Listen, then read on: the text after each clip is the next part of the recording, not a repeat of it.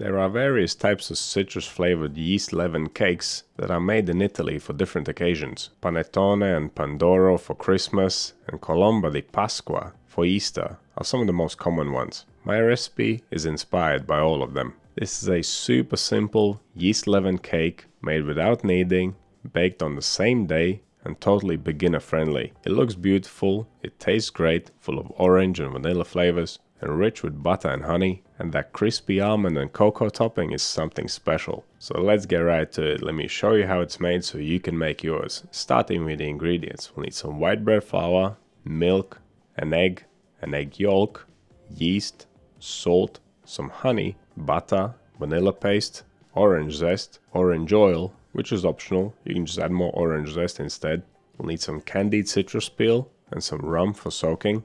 If you don't want to use alcohol, swap the rum for orange juice. For the crispy topping, we'll use the leftover egg white, ground almonds, sugar, cocoa powder and some flour. And to decorate, we have some blanched almonds and pearl sugar. And most of the ingredients can be adjusted to your taste and ingredient availability. When it comes to the equipment, we'll need a bowl, scales, a dough scraper, temperature probe, a brush, a whisk, a fine grater for the orange zest, and a cake tin for baking. This one measures at around 16 centimeters or 6.5 inches across and about 6 centimeters or 2.5 inches deep. Alternatively, make this cake in a 2-pound loaf tin. Okay, so let's get right to it. Let's start by making the topping. In a small bowl, combine the sugar, the cocoa powder, the ground almonds, and the flour. Give them a quick mix, then add the egg white and whisk until smooth. Cover and leave in the fridge for later. Next, let's soak the candied citrus peel with the rum. Mix them together and leave to sit for around a couple of hours. Once all the rum is absorbed, we can move on to making the dough. My kitchen was around 24 degrees Celsius or 75 degrees Fahrenheit.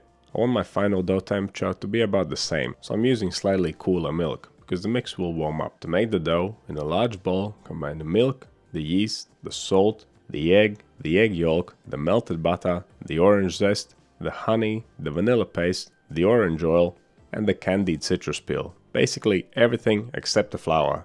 Give it all a good mix and then add the flour. Grab your dough scraper and mix to a dough. It will be very loose and sticky, but that's normal. Wet your hands with water when handling it and it won't stick. Give the dough a quick fold, place it in a clean bowl and take its temperature. At around 24 degrees Celsius or 75 degrees Fahrenheit, bulk fermentation will take around an hour and a half, punctuated by 2 folds at 30-minute intervals. Folding replaces kneading in a recipe like this. To stop the dough from sticking to your hands, wet your hands with water and also wet your dough scraper. Release the dough from the bowl, then lift it up, fold the edges down and push them back up into the center of the dough, performing the fold up in the air. Once the dough ball feels relatively tight, place it back into the bowl, cover it up, leave it to ferment for another 30 minutes.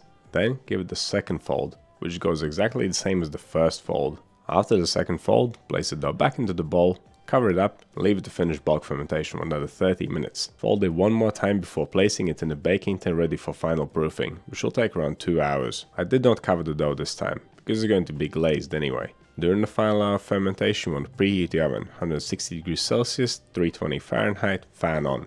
Once the timer is up and the dough is nicely puffed up, brush it with the topping, and then decorate it with the blanched almonds and pearl sugar, or any other decorations of your choice. You can adjust this recipe in so many ways. Change the topping ingredients. Swap the candied citrus peel for nuts or some dried fruit. Use lemon or lime instead of orange. Add some cinnamon or clove perhaps. Make it yours. One thing I would suggest is lining your cake tin with some non-stick paper. Using my USA pan Pullman tin and my nice Lloyd's pans has given me a false sense of security. I definitely regretted not lining my cake tin after this. Okay, baking will take around 50 minutes, and if you are unsure of the doneness of your bread, take its temperature. Around 94 degrees Celsius with 200 degrees Fahrenheit will tell you it's done. But there you have it, that's how you make a quick and dirty imitation of an Italian Easter bread. And the result is very good, especially because it didn't take barely any effort to make this.